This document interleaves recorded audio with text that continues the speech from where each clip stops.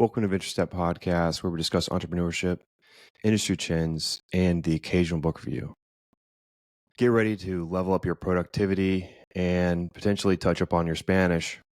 Today, we're going to be discussing Microsoft's recent announcement of their Copilot Plus PCs and what that is. And we will be doing a live demo of OpenAI's Chat GPT O, the conversation feature. So I've showed that with a couple family members and they've kind of freaked out a little bit. Eye-opening experience. But before we dive in, my name's Dalton. My background is a bit of a mix of programming, data science, and insurance. Offline, you can find me running, building my side business, or lost in a good book. You can listen to the podcast in video and audio format on YouTube. If audio is more your thing, you can find the podcast on Apple Podcasts, Spotify, YouTube, or wherever else you get your podcasts. As stated, we're going to be discussing Microsoft's Copilot announcement and their Copilot Plus PCs and what that means and what they'll be doing and how they're different than normal PCs that they're offering with Windows computers. And then we'll be talking about OpenAI's Chat GPT 4.0 with the conversation feature. And later, I think in a couple of weeks, they'll release the screen sharing feature, which is really what I wanted to demo today. But I couldn't get access to it, and it's not available to the public yet. So I guess they're still testing it. But I would really like to do that. And Microsoft also shared a similar feature during their Copilot announcement with their Copilot Plus PCs. Before we get too sidetracked, let's discuss Microsoft's Copilot announcement with their Copilot Plus PCs. And first, let's backtrack and just talk about what is Copilot and how is it related to OpenAI.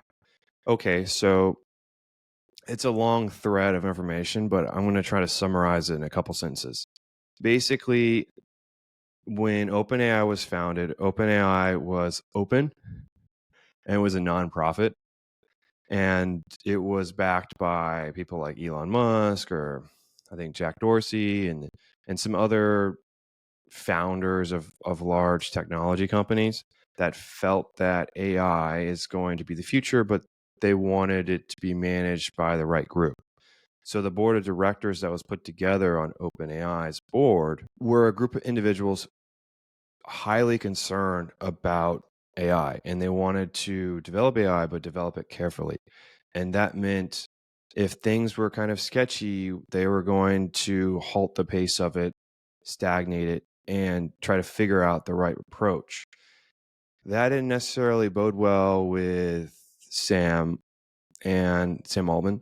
Sam Altman's the person who's in charge of OpenAI, if you didn't know. Anyways, so they had these arguments, and then the board fired Sam. And then Sam was like, devastated. And he was going to start his own thing. And then Microsoft came in and was like, hey, how do you feel about just coming to Microsoft? We'll take you. And Sam was like, all right, fine. And then he told some people at OpenAI, and then pretty much the majority of the companies signed an agreement that when Sam left to Microsoft, they were going to leave to Microsoft.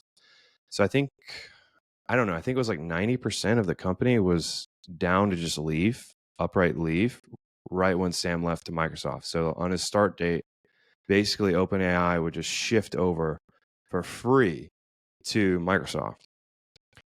And then that had a chain reaction with OpenAI because basically all of the IP that OpenAI has created and what they've been doing is just garbage now because they're not going to be able to get back all of that knowledge, the company knowledge lost from all their engineers leaving and all of their management all in one day. So basically it would just destroy the company. And the board was like, okay, hold on, guys. Let's come together. Let's talk about it and figure out a solution. So the solution was they rehired Sam as the operating, the CEO of OpenAI, so he could run OpenAI and do things he wants. The employees agreed to stay, the ones that were going to leave. And it wasn't like they said they were going to leave it. They had a signed document of everyone that was going to leave when Sam left. So it wasn't like something on social media and like, oh yeah, I'll leave. No, they had their name in writing. They published it, and they would republish it when they got new signatures. So it wasn't informal. It's very formal.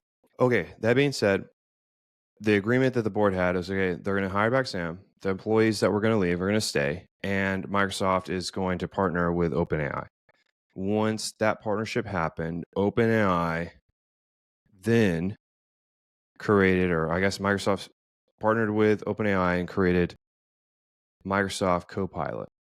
Microsoft Copilot is pretty much Chat GPT 3 or 4, whatever. I think if you pay for the Pro, you get 4 and 4.0. And in their recent announcement, they said coming soon will be ChatGPT 4.0 capabilities in Microsoft Copilot. Okay, so now you have a good framework of what is going on in the background between OpenAI and Microsoft. And the feature set between Microsoft Copilot and OpenAI are pretty much identical because Microsoft is just rebranding, restickering OpenAI's product as Microsoft Copilot. Okay, now that is all out of the way. What are Microsoft Copilot Plus PCs? Microsoft's new Surface PC / new line of Windows PCs is going to be integrated with a new chip. And then this chip is going to handle, I think they said like multi-matrix computation, which is like the math that's required for these AI programs to run, or I guess models, not really programs, those models to run. And so they have this new chip. I think they call it the NPC. And then I think Google has like, they call it the tensor chip, TPUs. You've got their own little name, whatever. It's not a big deal. You just got to know they have an AI chip in the computer. Whatever they call it, they call it. It's not that important. What is important is that this chip / the new chips that they're putting in with the Qualcomm Snapdragon X Elite is going to run 58% faster than the M3 powered MacBook Airs. We haven't been able to independently back up this claim, but I'm pretty sure they wouldn't state that unless they were quite certain.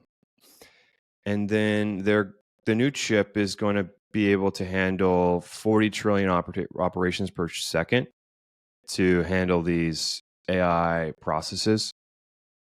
And so what they demoed is like you could be able to handle the chip's supposed to be able to handle multiple concurrent operations at once without that affecting performance and efficiency. So when I say performance, is like your computer's not going to lag. When I say efficiency, that means that your computer isn't going to overheat and lose power. Not lose power, but lose battery power, like faster than normal. And they said that their AI chip is not going to take up that much power. It's very efficient in the way it runs, which is great. And they also said that it's going to have up to 30 hours of battery life. And I think they said 26 hours of video playback. And they compared it actively with a MacBook Air, and it won by quite a bit of margins on just video playback and some other tests. They had their previous Surface, the new Surface, which is the Copilot Plus PC, and then they had the MacBook 3, the MacBook Air M3, and they had a side-by-side comparison of those 3 laptops. And it's an internal demo because it's Microsoft, but yeah, Microsoft's PCs won, the Copilot PCs. Okay.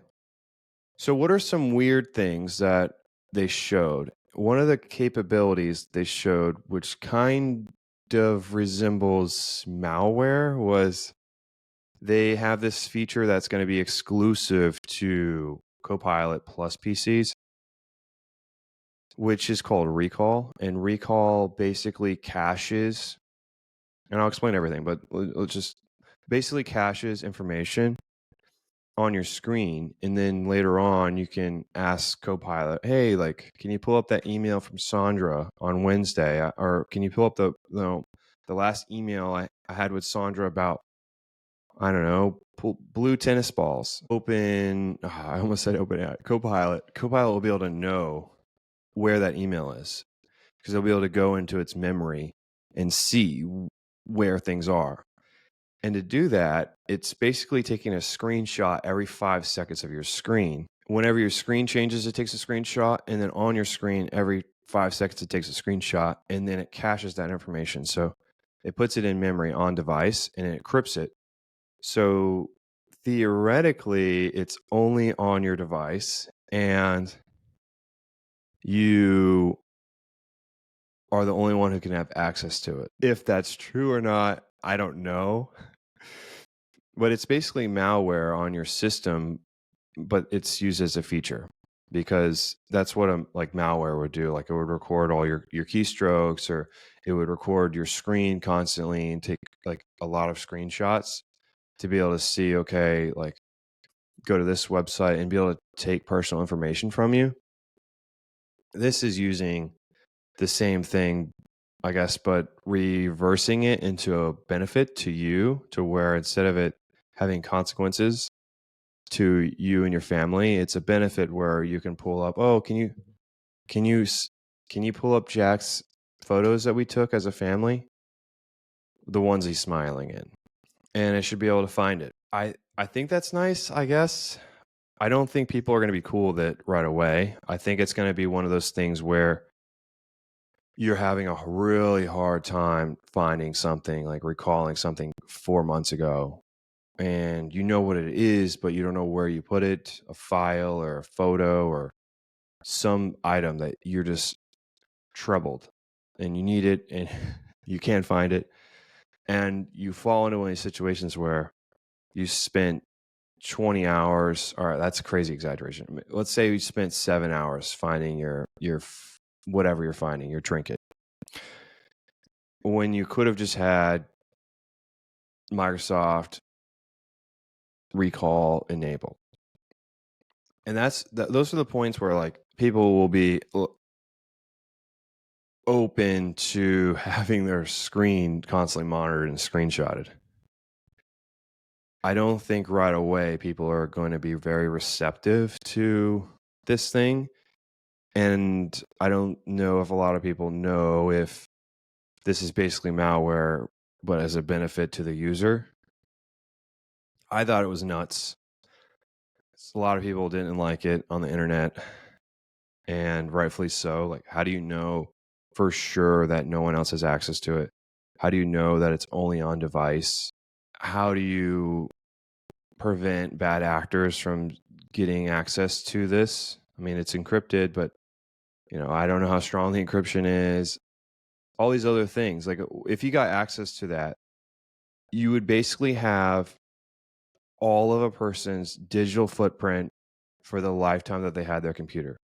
I didn't hear anything about them wiping the cache constantly.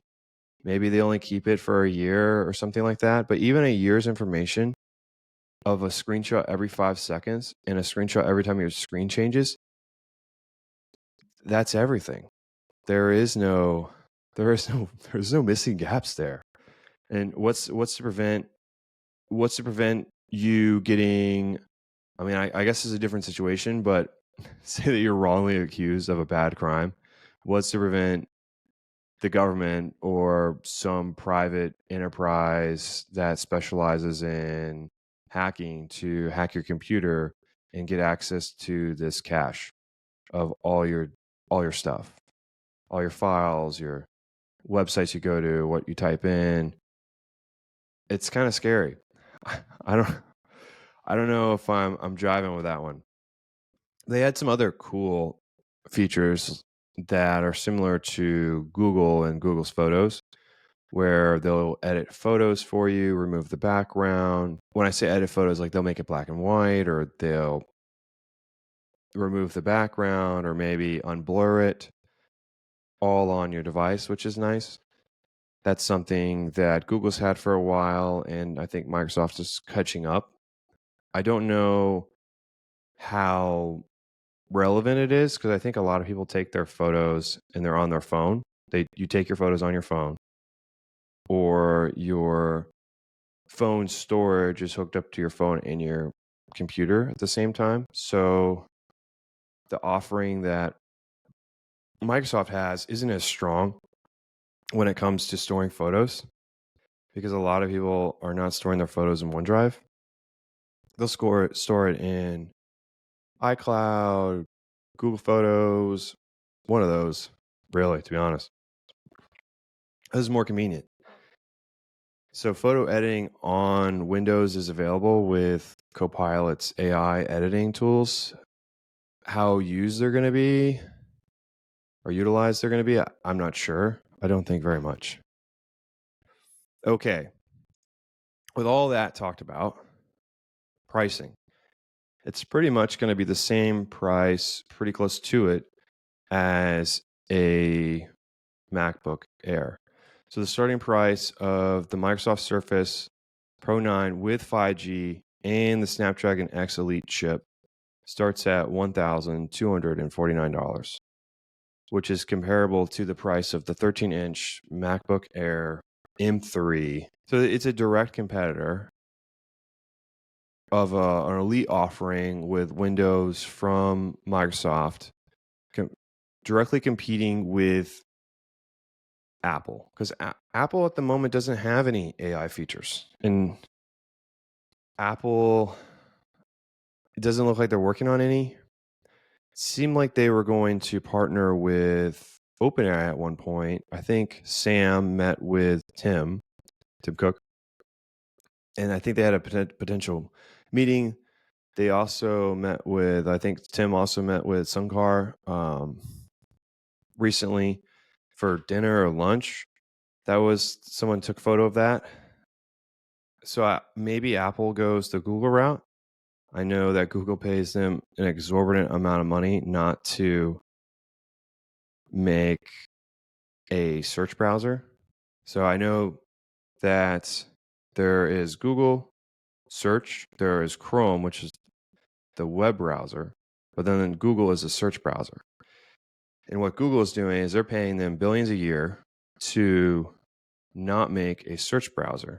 You can have a web browser, which is Safari, but Google is the default web browser because many people, not web browser, search browser, because many people that use Apple products aren't going to go in there and switch the browser or the search function that's being used. They're just not. A lot of Apple users either are highly technical or not very technical. People like Apple products because they're easy to use, not because they're super customizable. So pretty much whatever users are given, they're just going to use that, unless there's something that it's inconvenient about it. With that, I think Google and Apple could get together with something because Microsoft has OpenAI. And I don't know if Microsoft is going to be okay with Apple utilizing or leveraging OpenAI's IP when Microsoft's doing the same thing, because that kind of throws a wrench into Microsoft's plans of competing with Apple on this extra piece. Like, not only are computers faster right now, but they also have all these AI features that come with it. And so we have an offering where computers aren't as expensive. And then we have this elite offering that competes directly with Apple, which have been killing us with their silicon chips. Their M1, M2, M3 our computers have been competitive. We recognize that. So now we've made Microsoft Copilot Plus PCs that are faster than M3 chips, have more battery life, and same price, by the way. And it has AI stuff. And many people right now, AI is a little bit more niche. It's not necessarily for front and foremost a thing that people are using, but I know that it's becoming a little bit more integrated in people's day-to-day lives. over time, it's going to be something that you use every day. I think within a couple years, possibly. I know that Microsoft's really pushing Copilot, and many people use work PCs that are Windows. I know in some of my meetings, people are using Copilot to, I think, transcribe and then turn that transcription into notes for them, and then they send it out to the team, which is a little bit different than normal because people normally don't do that with Microsoft Copilot. Okay, enough of that. Let's move over to a separate topic of OpenAI's Chat GPT for Omni, or O. And Omni is, the O stands for Omni, and Omni stands for multi-channel. And so it's basically saying, okay, this is the model that we have that is multimodal and can handle text, voice, photos, whatever you throw at me, I can handle it. So that's kind of what they're trying to do with their O. That's what the O means. Okay, so let me see if I could share my screen.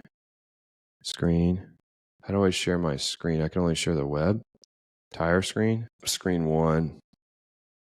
Let's share. Let's see if we can. This might be good. Man, I'm really struggling here. Okay, so let's just share this screen because it's already open and it's got some screenshots or whatever nonsense on the desktop. Okay, so I'm sharing this screen. Let me bring over. Man, I wish this was a little bit more smooth. I'm planning on sharing a different screen. Okay. So I have, if you're listening and not viewing the video, I have ChatGPT on a different screen, and we have the app open, and we're gonna engage in a conversation. So let me engage. So it's loading up. Okay, so I'm gonna interrupt the AI. Hey, we're in a live demo for a podcast episode, and we just want to demo some of your features. One thing that we'd like to see is live translation to English to Spanish starting now. I don't know whether or not I'm going to go to the mall today because, well, I don't know if my friends are available. They might be working. Okay. Yeah, that makes sense.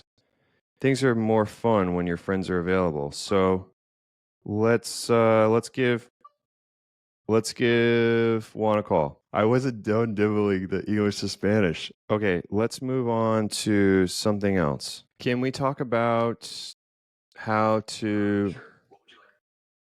Can we talk about how should we go about sending emails as a cold call for podcast guests?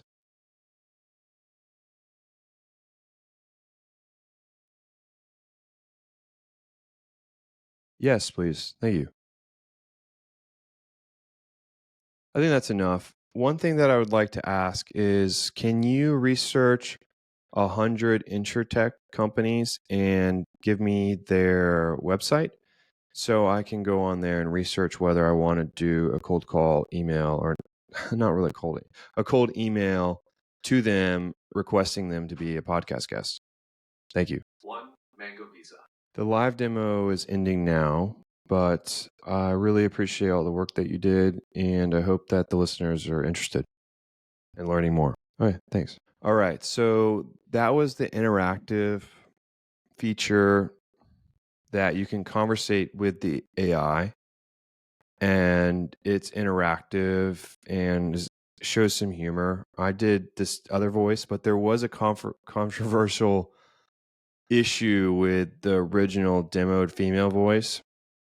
It sounded like Scarlett Johansson, and Scarlett Johansson was part of this movie called Her. And Sam Altman, before the demo, tweeted Her.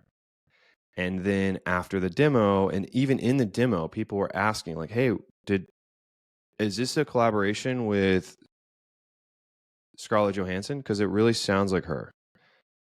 It sounds like her, and it sounds like her from the movie. Because she was the person who demoed, or not demoed, oh my gosh. She was the person who was the voice actor for the Her AI. And apparently, Sam had reached out to have her, these hers are really getting confusing, to have Scarlett Johansson partner with OpenAI to train the voice in his idea. He wanted Scarlett Johansson to be the voice actor who trained ChatGPT 4.0. And so Sam reached out over a year ago to help this event go smoothly with using her voice. And he was requesting approval to use her voice, and she said no. She's like, "Oh, this is weird. I'm not doing it." Whatever she said, I have no idea. But she strongly denied it, apparently. And then the next thing was Sam reached out again, I think a month or two before the event, and then asked if she could reconsider. And she then said, "No, I'm not doing it." And then during the demo, shortly after, people, I guess her friends, Scarlett's friends, were texting her and saying, "Hey, like, did you do that stuff with OpenAI? It sounds like it's you." And she's like, "Wait, what?" And so she listens to the demo, and she was all upset. She made a statement, like a legal statement, like from her lawyers. OpenAI pulled that voice type. I forgot what they called it, but pulled that voice type because you could click a couple of them. I think I have like, I don't know, Corey or something. I don't know. It's not important.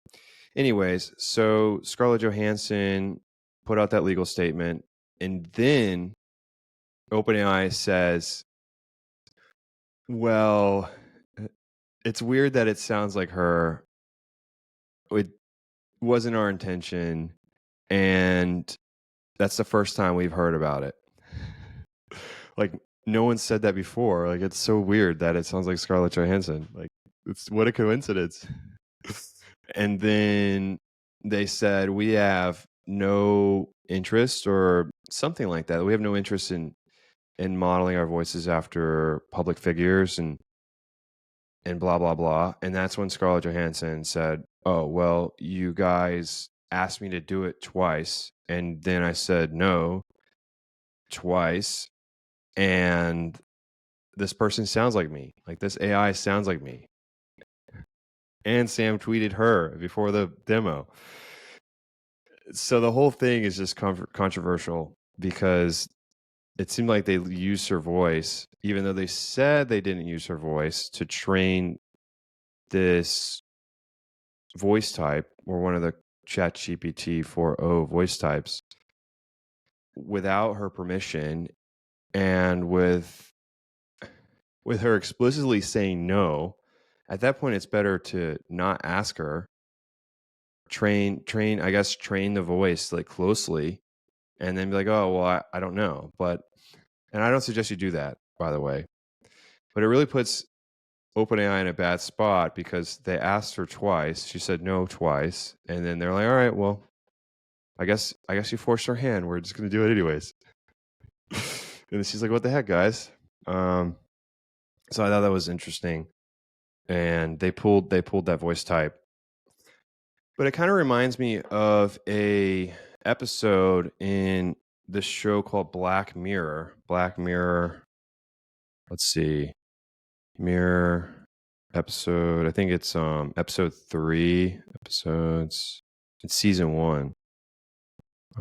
Season 3, because I'm watching Black Mirror. Okay, so I don't think this is it. All right. Well, it's in season 1, and the episode is about this person who is watching Streamberry, which is the shell company of Netflix in this show. Like, it's like the make-believe Netflix. And this make-believe Netflix, in their terms and conditions, force users to opt in to this reality TV show of themselves and all the stuff that they're doing. And they do it in a bad light. They say, like, everyone hates Jill, and here are the reasons. And it's this whole, just at that day, it does everything you do in the show, like in real time, somehow. I mean, it's a show, so you don't have to think too far into it. But basically, it destroys people's lives. at the benefit of Streamberry, and then they use your likeness without your permission. And when they got called out about it in the show, or when I say in the show, it's really one episode. When they got called out, they're like, "Well, it's in the terms and conditions. Like, we can do whatever we want. And right here, you said that we could use your likeness to create reality TV shows in a positive or negative manner, and we chose the negative ones." And then they got asked about it, like, "What about the good things I do?"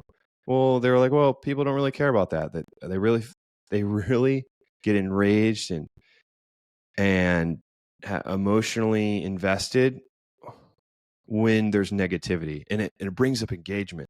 So our profits are up, everything is up, and we're getting awards. So that's why we're doing everything negative for these reality TV shows." That isn't the same thing, but that's what it reminds me of. It's like, okay, well, I don't really care what you say.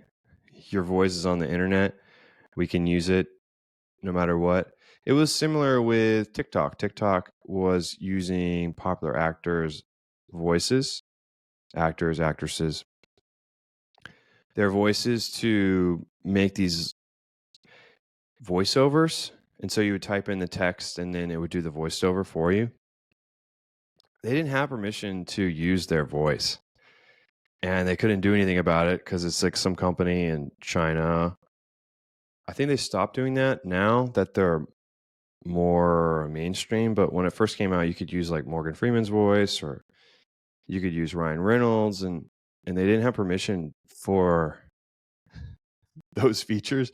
They just did it. And there's nothing stopping someone from taking information that's on the internet that's openly available, like these movies or videos that you have, talk shows, interviews, taking that, downloading the audio, and then training AI to become a little version of you. Similar to a Black Mirror episode where they have they have AI agents acting on your behalf for dating. And so an AI agent will talk to another AI agent, and it would mimic you or her, or him and him, her and her. And then these interactions would be recorded, and your AI agent would talk to many AI agents, and they'd all be dating, and they'd find the best match for you, and then they'd let you know. Obviously, it didn't turn out that well in the episode. Bumble is talking about, I think it's called AI concierge. And so your AI is supposed to date hundreds of other AIs that are a profile of you and an imitation of yourself, and it's supposed to find your best match without you being involved in all the nitty-gritty small talk and getting to know people. That in itself just seems like a crazy, absurd concept, and I hope that AI doesn't go that direction. I don't think that's the right one. If we take any direction, I know for a fact that's probably not the direction that we want to take. There's not much to say about those things, but I just would be careful with pushing things too far and allowing things to not fall as they may. And I think people have rightfully pushed back on that recall feature. I think people pushed back on the Bumble AI concierge that was announced by, I think, the CEO. I mean, it was supposed to be some cool feature, and like people were like, "Wait, hold on! There's literally a Black Mirror episode about this, and it didn't turn out very well. Why are you suggesting this feature? This is not okay." And I don't know if they're moving forward with it or not, but okay. So we talked about OpenAI and their ChatGPT 4.0 feature of their conversational AI, where we got to talk about podcasts, cold emails. It looked up some companies for me, gave me their website. It didn't give me 100, but it gave me 20. So that's good enough for me to get started. And we talked about our live translation, which is pretty nuts. Duolingo's stock was crushed by this live that day. Their stock just plummeted. We did English to Spanish. In the demo, they think they did English to Italian from Italian back to English, so they could have a 2-person conversation. I don't have 2 people with me, so it's just me, myself, and AI. So I did English to Spanish to do live translation. I also had Google Translator running while on my phone while that was going on, and so the translation was pretty accurate. I could verify. And I know some Spanish, not that much. So that's why I was asking simple things so I could kind of follow, like, okay, is this really off or is it close enough? But I'm not very good at Spanish. I can speak a little. So then we talked about Microsoft's Copilot Plus PCs, what that is, what that entails. We also had a bit of dialogue with Microsoft and OpenAI's partnership. We kind of discussed this open arms race between Google, Apple, and Microsoft and how they're trying to leverage AI. And where does Apple playing in this whole role? Not really sure, but I'm sure they're not just sitting on their thumbs. What did you think about the recent computer announcement of the hardware from Microsoft? What are your thoughts about the episode, and what are things that you enjoyed that we spoke about today? If you have any opinions, of course, leave them on the YouTube channel comments or on Facebook or Instagram. You'll find me if you just type in Venture Step. You'll find the profile. I don't know the exact username off the top of my head. I think Instagram's like venture.step. And then I think Facebook is like venture_step podcast, I think. All right. I appreciate everyone coming in today. Thank you for listening, and see you some other time next week, tomorrow. Who knows?